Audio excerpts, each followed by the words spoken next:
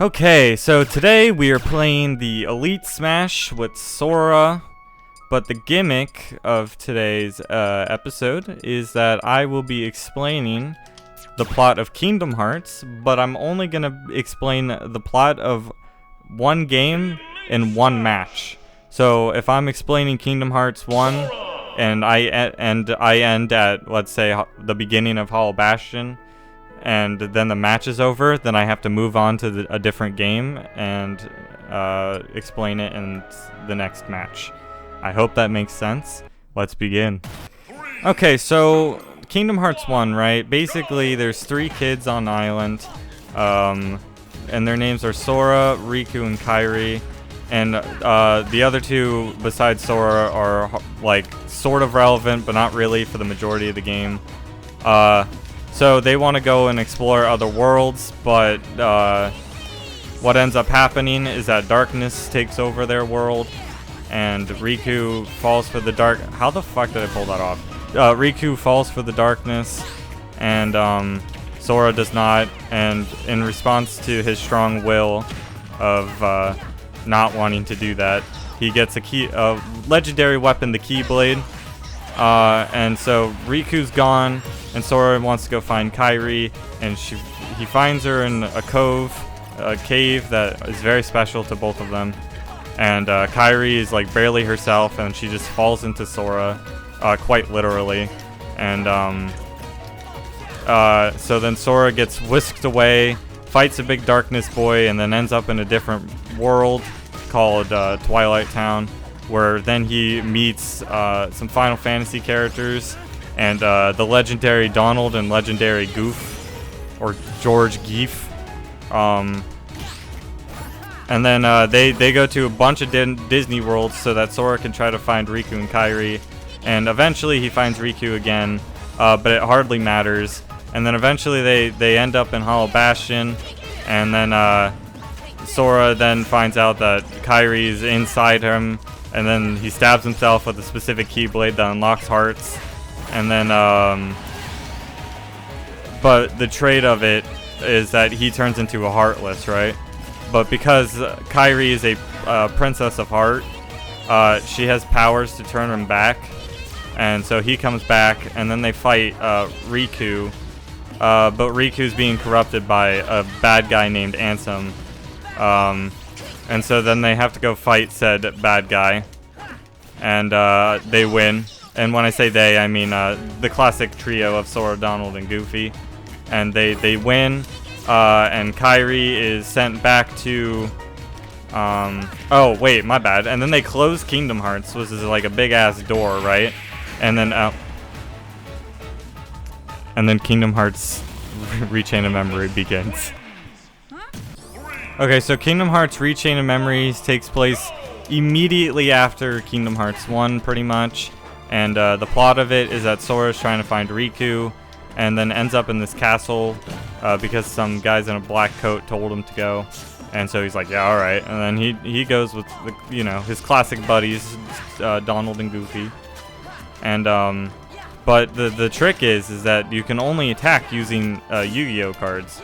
So, and also, the twist is that the higher you go up this castle, the floors of the castle, the more Sora loses his memories and gets corrupted, or gets false memories, where it basically replaces Kairi with a girl named Namine, who you later find out is Kairi's nobody. So that happens, and eventually they have to fight a bad guy with pink hair who's very fabulous, and they beat him. And then Namine, who's actually a good guy and was just being kind of used, is then going to help Sora regain his true memories. So he gets put to sleep for about like a year or two. And then also at the same time, Riku has been in this castle. And he also is just kind of exploring it and beating his inner darkness, aka Ansem, right? And then he runs into Namine and finds out that Sora has to sleep to regain his memories. And he's like, well, that's dumb. And then he meets Mickey Mouse also. Mickey Mouse is actually in this game. I forgot to mention that part. But I mean, to be fair, he didn't really do too much in the first game. I let go of shield. So he then finds Mickey Mouse, and then they go explore and protect Sora. So Kingdom Hearts 358 Days Over 2 is a game that doesn't really star Sora technically, but instead Sora's nobody because he also died and turned into a Heartless. And when you die and you get turned into a Heartless, you also get a nobody. And so this is starring Sora's nobody. And the plot of this is that he's working for the bad guys with the black coats. And so he's like, you know, the bad guy kind of, but he doesn't really know. He's just trying to get a heart, right? And that's what he's been promised. So he's defeating Heartless, trying to build up a Kingdom Hearts, which is now the moon. And so fucking Christ.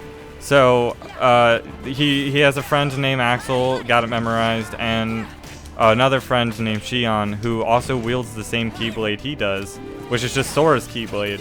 And then you find out that she's actually just a puppet made to take all of Roxas and Sora, like basically Sora and Roxas' power, right, and memories and stuff, so that the organization can use her to build Kingdom Hearts, pretty much, right?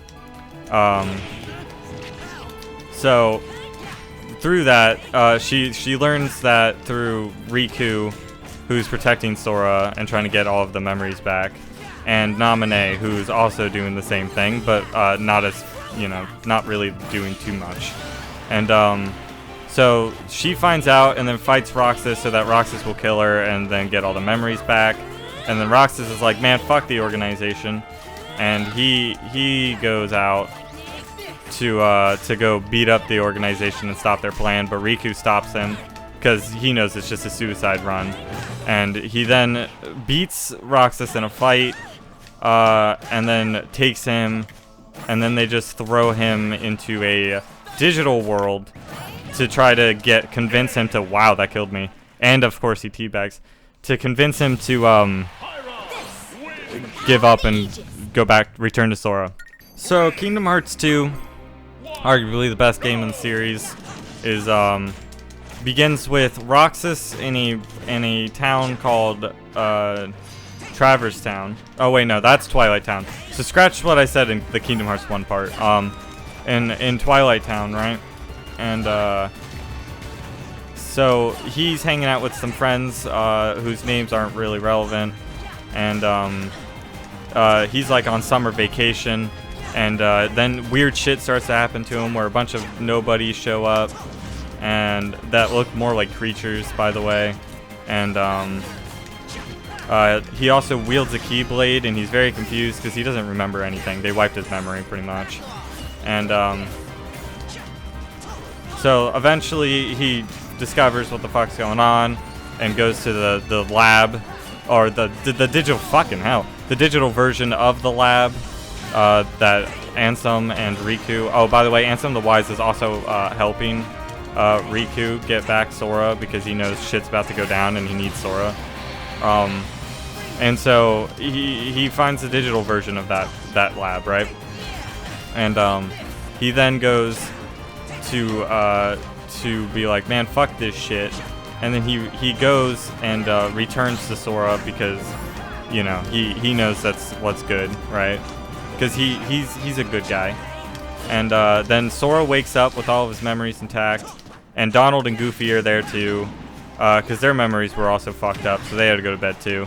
And so they go on to a quest, and Sora gets his new outfit, which I am currently wearing. And then they go through a bunch of worlds to continue to find.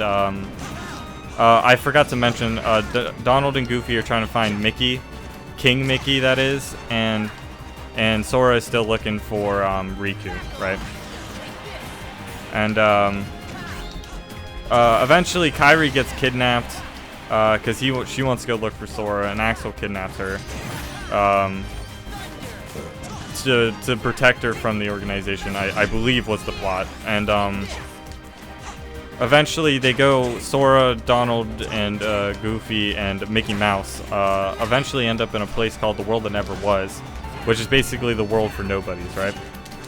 And eventually they run into Kairi and Riku, who looks like Ansem because he had to use the power of darkness to beat Roxas before, which now makes him look like Ansem. And so because of that, Kairi knows that is Riku, right? But Sora doesn't. So he's just like, oh wow, Ansem, thanks for being a good guy all of a sudden. But it's actually Riku, and Kairi's like, what are you talking about? This is clearly Riku. And then they hold hands, and he's like, oh shit, you right.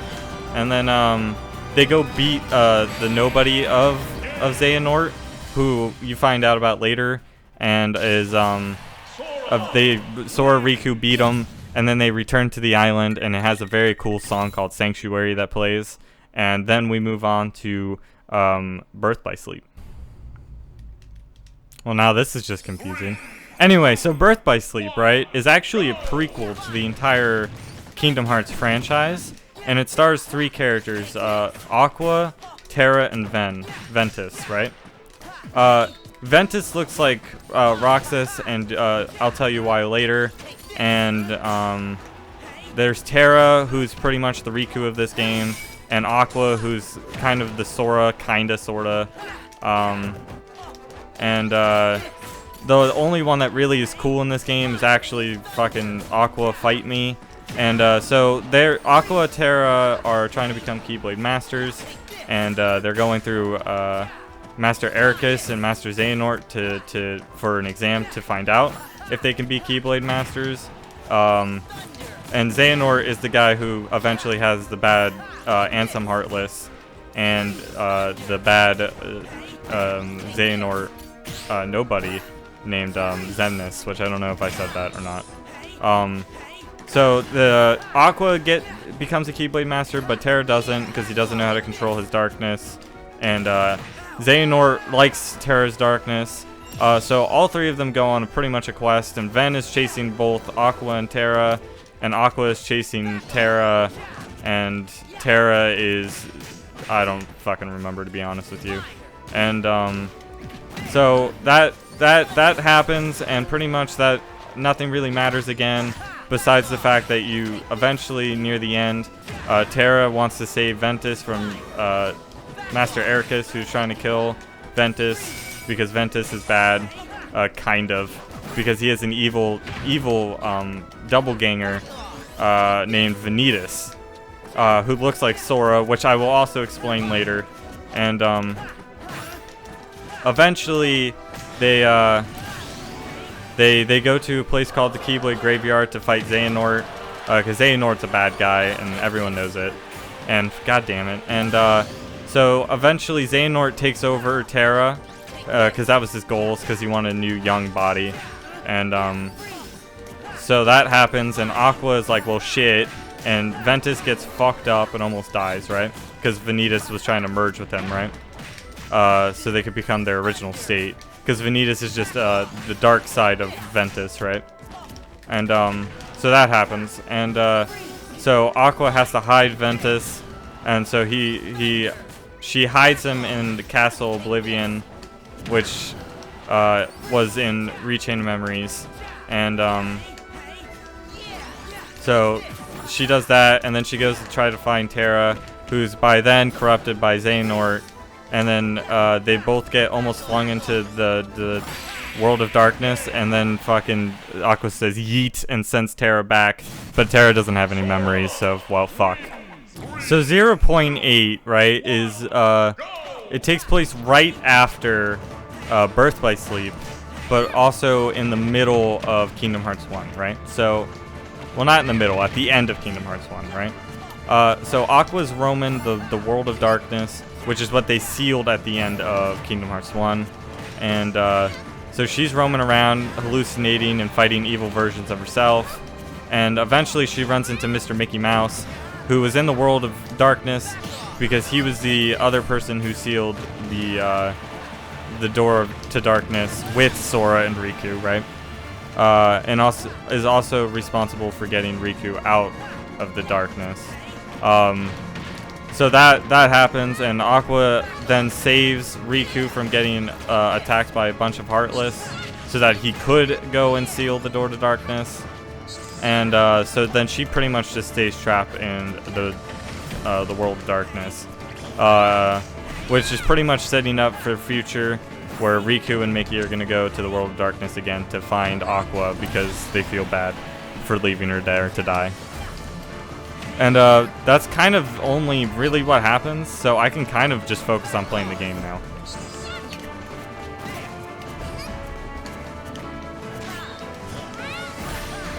I'm curious if now that I don't have to do the talking part, I wonder if I can actually just like win this.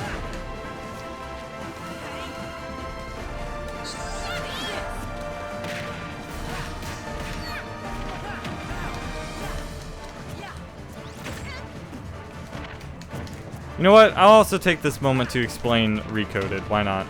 Because Recoded's easy. So Recoded is a game where they explore the diary of Jimmy the Cricket, who also has been here the entire time but doesn't really serve too much of a purpose. And so they investigate the journal. Not much really happens in it. And they just discover Naminé is fucking a person, pretty much. That's the plot. It was a phone game before. They didn't try very hard. So, at the end of Kingdom Hearts 2, Yen Sid, who's a former Keyblade Master, sends Sora and Riku a letter so that they can become Keyblade Masters, and that's where Dream Drop Distance comes into play. And that's the plot of Dream Drop Distance, is that it's a game where they go into dream worlds so that Sora and Riku can practice to become Keyblade Masters, right? But eventually, the practicing of the dream worlds and the such, get taken over by the new organization that's just comprised of a bunch of Xehanorts, right? So they go in and they're trying to get Sora to be a vessel for Xehanort so that they can fill their whole 13 thing, so that they can do the Keyblade War, which is supposed to be 7 lights and 13 darknesses, like 7 good guys, 13 bad guys, right? And the purpose of Xehanort wanting to get the Kingdom Hearts, aka the Moon thing, is so that he can restart time and make the world have no darkness, right? So that happens, and they eventually kind of get to Sora, and to retaliate, they get Riku on the case, who wants to save Sora because they're obviously best buds, right? So he gets there, and he's like, stop trying to corrupt my friend. And they're like, no, we're gonna corrupt your friend. And he's like, well, I'm gonna have to fight you. And so he fights, and then Mickey shows up because shit's about to go down, so of course he's got to save the day. But he fails, and then Axel shows up. Which, by the way, if a Nobody and a Heartless version die, they become real again, right? So that's why Axel's alive, because I forgot to mention that in Kingdom Hearts 2 he fucking died, right? Axel died. So then he's back, but now he's Lee and not Axel. But he remembers everything of his time as Axel, right? And so he shows up because he's on a good guy's team now, and he wants to be a Keyblade Master, which he eventually gets a Keyblade. Holy shit, that was sick. And then Riku dives into Sora, gets rid of the darkness, and then Sora's back to being good guy. And Riku becomes a Keyblade Master, and Sora doesn't because he fucked up and almost got corrupted. Dumb idiot. You know, before this match starts, let me preference. I'm not going to talk about the phone game, as for I never played it, so I don't really know exactly what happens. But Kingdom Hearts 3 begins with Sora wanting to get his power back and learn what it was, learn to be strong, and the power of awakening. which is very vague, but basically just means it's light, pretty much, right? So he can bring back people from the dead. And so he does that, and not much really gets accomplished. But then eventually, you know, the war is about to begin between the 7 lights and 13 darknesses, and the 7 lights are Kairi, Sora, Riku, and Aqua, Ven, who their problems get resolved because Sora's a fucking cool guy and he can just do it all. And I didn't lock on. So they go in. Oh, and Axel. I don't know if I said Axel. So they go in, and the 13 darknesses are there, and it's full of a bunch of people who got corrupted by Xehanort. Like they brought Xion back, right? So she could be a 13 darkness. But Xion's a good guy, so she doesn't actually really want to be bad. So she's fighting Sora, Kairi, and Axel, and then she doesn't want to do that. And then Roxas comes back because there's like puppet bodies now. So he comes back, and Xion's like, well, I'm gonna hang out with my squad, right? So that happens, and then eventually Kairi gets kidnapped by Xehanort again, and then they go, and Xehanort kills Kairi. And, well, Sora's upset about that, so he beats Xehanort up. Xehanort says, GG's, well played. We tech those, and, fuck. And so then he goes out to find Kairi. The end. Until Kingdom Hearts 4.